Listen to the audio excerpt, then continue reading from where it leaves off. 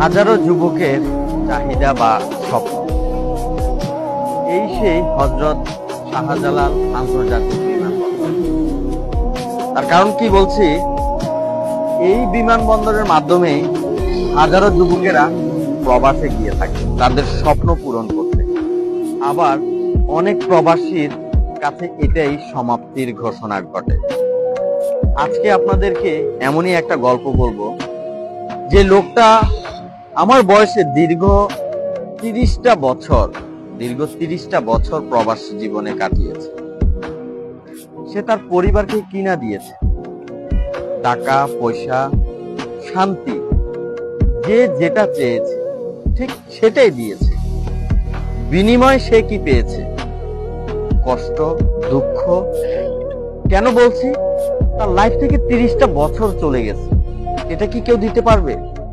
কখনোই দিতে পারবে না। তার পরিবার, তার নিজের আদরের সন্তান, নিজের আদরের বা সম্মানের স্ত্রী, পিতা মাতা, ভাই বোন, কেউ কি দিতে পারবে? কখনোই দিতে পারবে না। প্রবাসীরা আমাদের রেমিডেন্স যোদ্ধা, আমাদের দেশের জন্য অনেক উন্নত বা আমাদের দেশকে উন্নত করার জন্য অনেক কিছু করে থাকে। বাট আমরা কি করছি তাদের?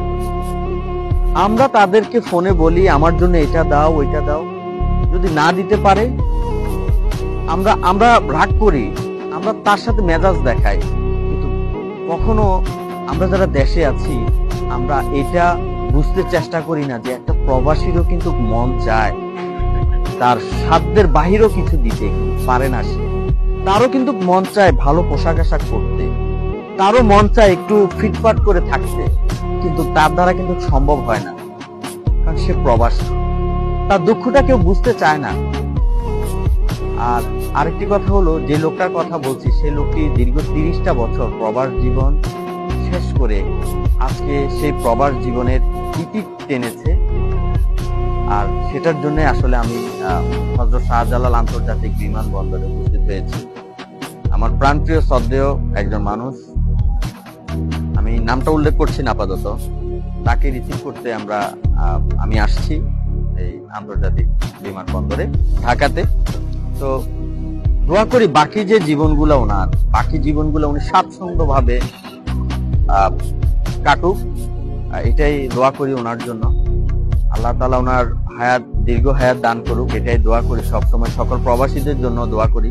তবে একটা বিষয় মাথা রাখবেন, আপনি যেখানেই থাকেন না কেন, যদি আল্লাহ তাআলা আপনাকে সুস্থ রাখে, দেশে আপনাকে ফিরে আসতে হবে। তাই প্রত্যেক প্রবাসীকে আমি একটা কথাই বা একটা মেসেজে দিব, পরিবারকে দেন, তার বাহিরে নিজের কিছু সঞ্চয় রাখুন। নিজের সঞ্চয়টা যখন আপনি সরকারি চাকরির মতন রিটায়ার্ড হয়ে আসবেন প্রবাস থেকে, সেই সঞ্চয়টা আপনার অনেক অনেক কাজে দিবে।